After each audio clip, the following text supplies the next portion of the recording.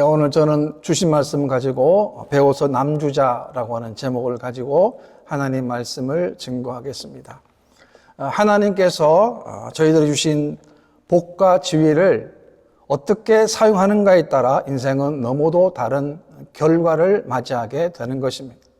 어떤 사람은 하나님 주셨기 때문에 하나님을 위하여 사용하는, 또 어떤 분은 하나님 주셨지만 그것을 자신만을 위해 사용하는, 또 어떤 분은 그것조차도 모르는 사람도 있습니다. 하나님 주신 복을 잘 사용하는 사람이 있는 반면에 그것을 어리석게도 낭비하는 사람도 있다라고 하는 것입니다. 하나님 복을 잘 사용하는, 또 사용하는 사람 중에 오늘 본문에 느헤미야가 나옵니다. 느헤미야는 포로민의 후예입니다. 느헤미야 이름의 뜻은 여호와께서 위로하신다라는 뜻이 있습니다. 즉 여호와께 위로를 받음이라고 하는 뜻이 있습니다. 이 이름을 통하여 느헤미야의 가풍을 알 수 있습니다.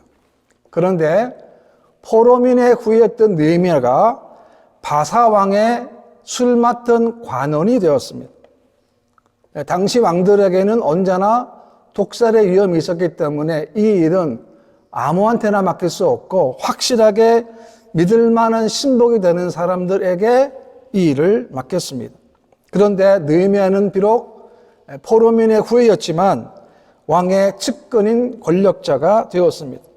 다시 말하면 느헤미야는 권력을 휘두를 수 있는 자리에 있다는 것입니다.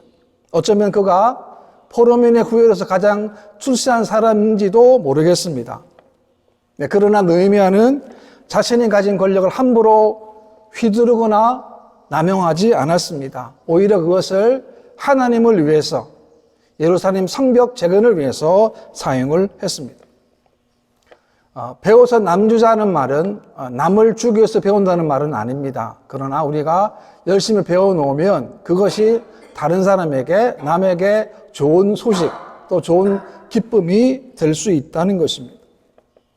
하나님 주신 복에는 분명히 하나님의 뜻과 의도가 있는 것입니다. 그렇기 때문에 그것을 잘 활용해야 하는 것입니다. 하나님 주신 것들을 어떻게 하면 잘 활용할 수 있겠습니까? 그것은 우리가 다시금 그 일을 하나님을 위해서, 하나님의 나라를 위해서 사용하는 것입니다. 솔로몬이 죽은 이후에 나라가 나누어지게 됩니다. 북쪽 이스라엘이고 남쪽으로 유다로 나누어지게 됩니다. 그런데 북쪽 이스라엘은 아수르에 의해서 나라가 망하게 되고 남쪽 유다는 바벨론에 의해서 나라가 망하게 됩니다. 그리고 이 바벨론도 페르시아에 의해서 나라가 망하게 됩니다. 그런데 페르시아에서 바벨론에 정복되면서 놀라운 일이 일어났습니다. 그것은 바벨론 시대에 포로로 잡혀갔던 유대 포로민들이 다시금 자신의 조국으로 돌아갈 수 있게 된 것입니다. 참으로 놀라운 일입니다. 이스라엘의 궁극적인 바벨론 포로 귀환은 모두 3차로 이루어졌는데요. 1차는 고레스 왕 때에 스룹바벨 인도하에 이루어졌고, 2차는 아닥사드 왕 때 에스라를 통해서 이루어졌습니다. 이 본문의 오늘 말씀의 배경을 보게 되면 3차 포로 귀환 직전의 장면을 다룬 내용입니다. 그때 느헤미야는 자신의 형제인 하나니로부터 예루살렘의 소식을 듣게 됩니다. 3절 말씀 보게 되면 그들이 내게 이르되 사로잡힘을 면하고 남아있는 자들이 그 지방 거기에서 큰 환난을 당하고 능욕을 받으며 예루살렘 성은 허물어지고 성문들은 불탔다 하는지라 라고 했습니다. 한마디로 절망적인 상황입니다. 우리도 지금 벽이 다 무너졌습니다. 그리고 문이 불에 탔다는 거예요. 충격적인 보고를 접했습니다. 그런데 이 보고 앞에 느헤미야 어떻게 반응했습니까? 첫 번째, 느헤미야는 하나님 앞에서 문제를 풀었습니다. 어떻게 풀었습니까? 느헤미야는 하나님 앞에서 울고 금식하고 기도했습니다. 4절 말씀 보게 되면 내가 이 말을 듣고 앉아서 울고 수일 동안 슬퍼하며 하늘의 하나님 앞에 금식하며 기도하여 라고 했습니다. 우리가 문제를 만났을 때 가장 먼저 해야 할 것은 그 문제를 하나님 앞에 내려놓는 것입니다. 그리고 하나님께 답을 구하는 것입니다. 느헤미야는 한 번도 본 적이 없는 예루살렘 성벽의 무너짐을 그가 슬퍼한 것입니다. 이것을 보면 그의 애국심과 그의 신앙심을 엿볼 수 있는 것입니다. 민족의 고난을 함께 슬퍼했다라고 하는 것입니다. 느헤미야 당시에 예루살렘은 스룹바벨과 에스라에 의해서 귀환을 하기는 했지만 제대로 복구가 되지 않았고, 더군다나 이방인들의 약탈을 막아내기 어려웠고, 결국 유다 백성들의 생활은 참으로 큰 고통에 어려움에 시달릴 수밖에 없는 상황이었습니다. 스룹바벨 1차 귀환자들은 예루살렘 성전을 재건하는 업적을 세우기는 했지만 세월이 흐르자 그만 자신의 신앙의 정체성을 잃어버리고 말았습니다. 또한 2차 귀환자들이었던 에스라가 귀환했던 그 시기에는 율법을 통해서 삶의 개혁을 시도했고 상당한 성과를 거두기도 했지만 사마리아와 요단 서편의 대적들의 해방을 받았습니다. 느헤미야는 예루살렘 거민들이 성벽이 없이 살고 있으므로 그 주변 민족들로부터 여러 가지 고통을 당하는 것을 보고를 받고는 눈물을 흘리며 금식하며 하나님께 기도를 한 것입니다. 금식하는 것은 음식을 먹지 않고 기도하는 것을 의미합니다. 그러나 단순히 먹고 마시는 것을 끊는 것을 의미하는 것은 아닙니다. 이 말은 곧 음식뿐만이 아니라 하나님과의 교제를 방해하는 것을 끊는 것을 의미하는 것입니다. 그러니까 그러한 마음으로 하나님께 구하고 하나님께 집중한 것을 말씀한 것입니다. 우리가 오늘날 살아가는 동안에 우리가 슬픈 소식을 들을 수 있습니다. 그때 우리는 어떻게 대처를 해야 하겠습니까? 신앙이 무너지고 가정이 어려움 당하고 여러 정치적으로 경제적으로 사회적으로 여러 가지 힘든 일들을 지금 우리는 겪고 있습니다. 이럴 때 우리가 어떻게 해야 하겠습니까? 또 개인적으로도 그렇습니다. 예수를 믿기는 믿었는데도 예수 믿는 기쁨을 잘 모르는 거예요. 예배의 기쁨을 모릅니다. 성경을 읽어도 성경 속에서 말씀하시는 참다운 진미, 정말 송이꿀처럼 더 단 그 하나님 맛을 모른다는 거죠. 이런 것을 볼 때마다 뭘 해야 되겠습니까? 오늘 느헤미야처럼 우리도 슬퍼야. 예수를 믿기는 믿는데 무덤덤해집니다. 또 영적으로 무기력해집니다. 원수 마귀와 싸워 승리를 경험하지 못하는 겁니다. 그렇습니다. 그럴 때 우리는 느헤미야처럼 눈물을 흘리며 때로 금식하며 때로 하나님께 기도를 해야 하는 것입니다. 5절 말씀에도 보게 되면 이르되 하늘의 하나님 여호와 크고 두려우신 하나님이여 주를 사랑하고 주의 계명을 지키는 자에게 언약을 지키시며 긍휼을 베푸시는 주여 간구하나이다 라고 했습니다. 느헤미야는 여기서 하늘의 하나님이라고 했습니다. 이 말은 온 우주 천지 만물을 주장하시고 주관하시는 하나님이라는 것입니다. 이 우주는 하나님이 창조하셨기 때문에 완벽한 겁니다. 하나님은 완벽한 세팅이었습니다. 창세기 보게 되면 하나님은 보시기에 좋았더라, 보시기에 좋았더라, 보시기에 좋았더라라고 말씀하고 있습니다. 우리가 사는 이 땅에는 산소가 있습니다. 이 산소가 알맞게 유지가 되어서 만약 지금보다 조그만 산소가 많아지게 되면 성냥불을 하나만 켜도 이 세상은 그 성냥불 때문에 불바다가 되어 망할 것입니다. 그런데 하나님의 창조 이후로 지금까지 우리가 사는 이 지구의 산소의 퍼센테이지가 정확하게 유지되는 것은 바로 하나님의 능력이고 하나님의 지혜라고 하는 것입니다. 놀랍지 않습니까? 조금만 더 있다 그러면 우리는 살 수 없어요. 그런데 하나님은 정확하게 1.1억도 변함이 없이 지금 또 우리가 이 땅에서 살 수 있도록 하셨습니다. 뿐만 아닙니다. 하나님은 말씀으로 약속의 신실하게 역사하셨습니다. 신명기 7장에 보게 되면 그를 사랑하고 그의 계명을 지키는 자에게는 천대까지 그의 언약을 이행하시며 또 여호수아 23장 말씀 보게 되면 만약 언약을 범하고 다른 신들을 섬겨 그들에게 절하면 여호와의 진노가 너희에게 미치리니 라고 했습니다. 우리가 성경을 보게 되면 성경이 증거합니다. 하나님 약속의 말씀이 어떻게 실현되었다는 사실을 우리가 교훈받지 않습니까? 왜요? 하나님이 말씀하시고 약속하신 그대로 이루셨기 때문에 그렇습니다. 이런 믿음으로, 이런 신앙으로, 이런 고백으로 한 기도에 하나님이 감동하신 겁니다. 이 기도가 바로 무너진 예루살렘 성벽이 재건될 수 있는 원동력이 되었습니다. 이처럼 한 사람의 기도가 얼마나 귀한 일인지 알 수 없는 것입니다. 왜냐하면 기도하는 곳에는 하나님의 놀라운 역사가 일어나기 때문에 그렇습니다. 골로새 4장 말씀을 보게 되면 기도를 계속하고 기도에 감사함으로 깨어있으라라고 했습니다. 우리가 기도하는 거 항상 기도해야 됩니다. 그런데 기도를 감사해야. 왜? 내 힘을 할 수 없는 일이 너무도 많거든요. 내 능력으로, 내 의지로, 내 결심으로 할 수 없는 일들이 너무 많은데 그런 것들을 하나님께 기도할 수 있다는 것이 너무나 감사하기 때문에 하나님은 깨어 기도하라라고 말씀하고 있는 것입니다.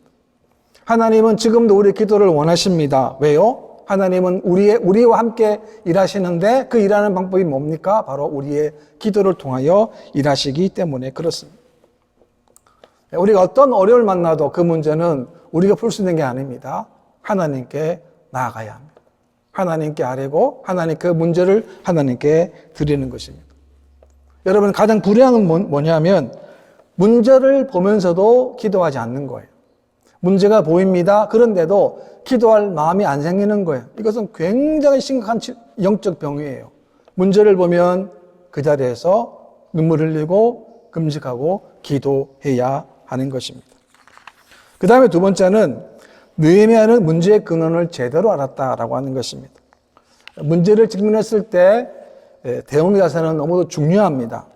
많은 경우에 문제를 만나면 그 원인을 남 탓을 하는 경우들이 많습니다. 조상 탓을 하고 습관 탓을 하고 환경 탓을 하고 조건을 탓합니다. 잘못된 것입니다.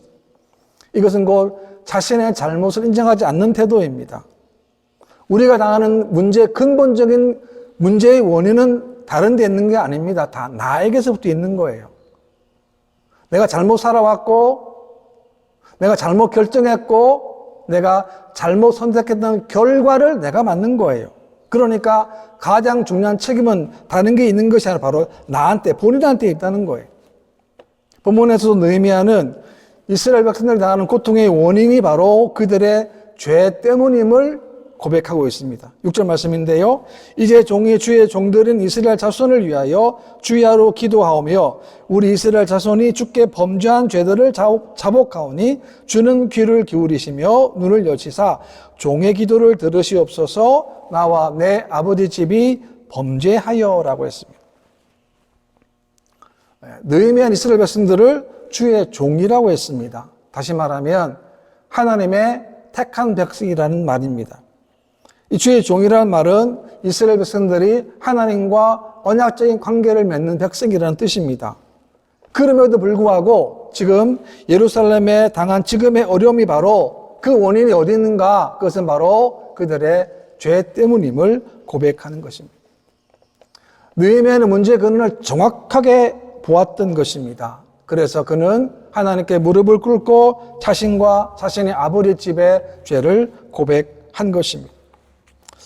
사실 느헤미야가 조국의 멸망을 당하고 그 역사가 중단된 데에는 직접적인 책임은 없습니다. 그러나 그런 마음으로 하나님께 기도를 했다라고 하는 것입니다. 우리의 신앙생활 가운데도 마찬가지 아니겠습니까? 우리가 하나님과 올바른 관계를 맺는 가장 중요한 것, 가장 귀한 것, 그것은 뭡니까? 바로 우리의 죄를 하나님께 토설하고 고백하는 것입니다. 이러한 기도를 느헤미야는 무려 4개월 동안이나 계속 했던 것입니다. 왜냐하면 느헤미야는 이스라엘 백성들이 능욕을 당하고 예루살렘이 회파당한 그 가장 중요한 이유가 바로 이스라엘의 죄 때문임을 고백한 것입니다. 이 말은 다시 말하면 이스라엘 백성들이 하나님이 어떤 분이라는 사실에 대해서 제대로 깨닫지를 못했다라고 하는 것입니다. 9절 말씀입니다. 만일 내게로 돌아와 내 계명을 지켜 행하면 너희 쫓긴 자가 하늘 끝에 있을지라도 내가 거기서부터 그들을 모아 내 이름을 두려고 택한 곳에 돌아오게 하리라 하신 말씀을 이제 청하건대 기억하옵소서라고 고백했습니다. 느헤미야는 하나님께 불순종하면 하나님 흩어버리시고 하나님께 순종하면 하나님께서 다시 모으시겠다는 약속의 말씀을 붙들고 기도한 것입니다. 하나님 문을 열면은 닫을 자가 없습니다. 하나님 문을 닫으면 열 자가 없습니다. 그렇기 때문에 우리들도 마찬가지입니다. 하나님께 매달리고 강청하고 간구하고 기도하는 믿음과 삶이 되어야 하는 것입니다. 우리도 이 땅 가운데 참된 복을 받기 원하면 말씀을 통해 얻는 복을 우리가 기대해야 합니다. 왜냐하면 하나님은 말씀으로 역사하시기 때문에 그렇습니다. 오늘날 성도와 세상과의 다른 가치관의 결정적 차이가 뭐냐면 성도들은 말씀을 의지합니다. 말씀을 믿습니다. 말씀을 따라가는 거예요. 그러나 세상 사람들은 아닙니다. 왜? 말씀을 모르니까요. 자기 경험대로 자기 결정대로 따라가는 거예요.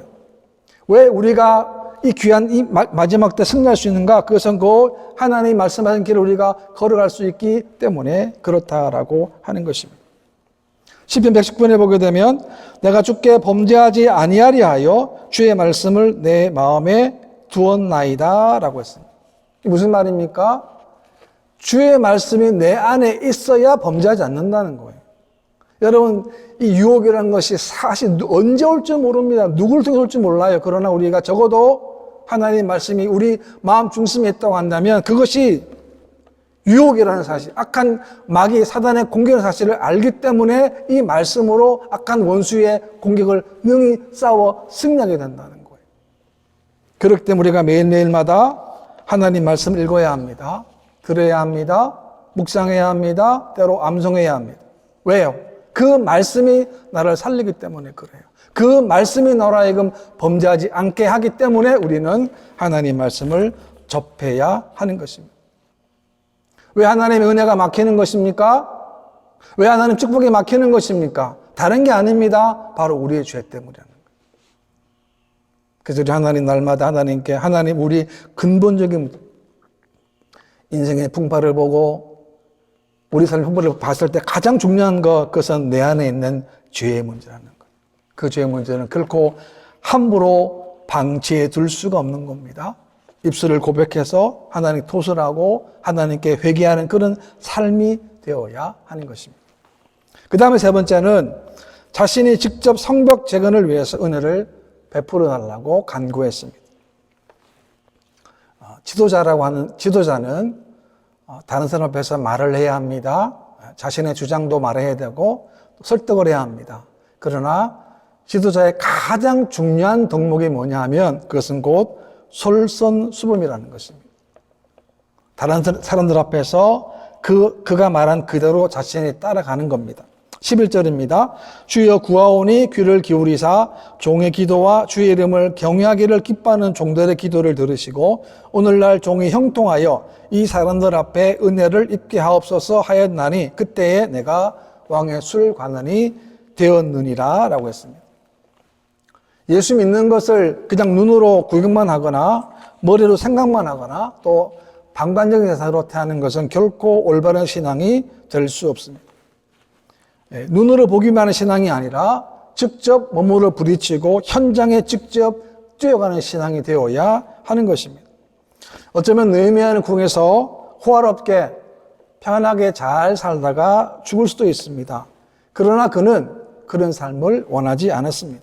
왜냐하면 수상궁의 술 맡은 관원의 자리가 출세의 자리가 아니라 하나님의 사명의 자리이고 하나님의 비전의 자리임을 그가 깨우쳤기 때문에 그렇습니다. 그래서 어떤 도전이 있었습니까? 자신이 직접 가겠다는 거예요. 내가 직접 가서 예루살렘 성벽을 재건하는 그 일을 내가 힘쓰겠다는 거예요. 그래서 본문에 보게 되면 형통을 구했습니다. 은혜를 구했다는 거예요. 이 말을 보게 되면 앞으로 우리가 느헤미야를 보게 되면 이 성벽 재건에 수많은 대적들이 나오고 아주 강력한 반대자들이 있습니다. 또 오랫동안 정말 집요하게 방에는 공작하는 사람도 있어요.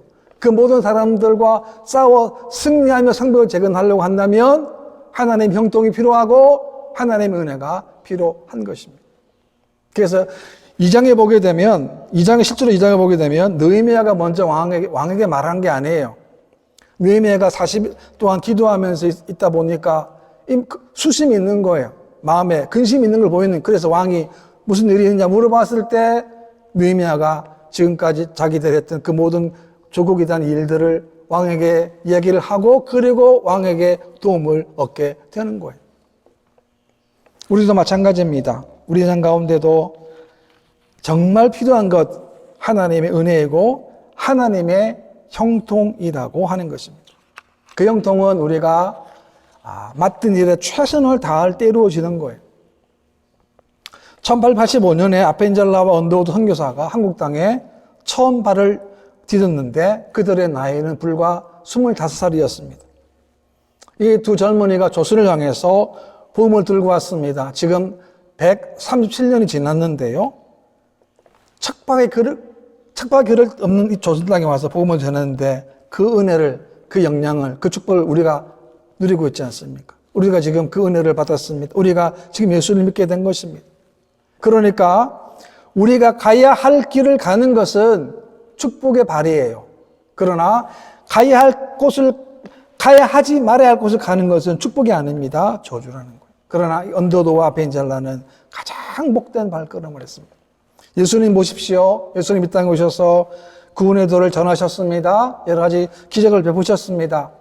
우리를 위해서, 우리의 죄를 위해 십자가에서 비참하게 죽으셨습니다. 피 흘려 죽으셨습니다. 하늘 영광을 다 버리시고 이 땅에 오셔서 모든 일을 다 이루어졌습니다. 그래서 우리가 의인이 되었고 우리가 구원받게 된 것입니다. 얼마나 귀한 발걸음입니까? 하늘보다 버리시고 이 땅에 낮고 낮은 이 땅에 오셔서 우리를 위해서 십자가에서 돌아가신 거예요. 디모데후서 2장 말씀 보게 되면 너는 진리의 말씀을 옳게 분별하며 부끄러울 곳이 없는 일꾼으로 인정된 자로 자신을 하나님 앞에 드리기를 힘쓰라라는 거죠. 우리도 남은 생애 동안 우리 자신, 우리 인생을 하나님께 드리는 일에 힘쓰시기를 바랍니다. 내 시간을 드리고 내 삶을 드리시기를 바랍니다. 뿐만 아닙니다. 우리는 하나님을 기대해야 합니다. 믿음이 뭡니까? 믿음은 하나님이 하실 일을 기대하는 거예요. 하나님은 우리를 위한 계획을 다 플랜을 가지고 계시는데 그 일을 우리가 기대하는 그것이 바로 믿음이라고 하는 것입니다. 전제가 있습니다. 하나님을 기대하는데 그 전제는 뭐냐면 오늘 우리의 부여된 일을 우리가 맡은 그 일에 내가 최선을 다하는 거예요. 내가 해야 할 일을 소홀히 할 수 없습니다. 우리가 하나님의 능력을 구하지 않습니까? 그렇다면 더더욱 우리가 해야 할 그 일에 최선을 다하는 거예요.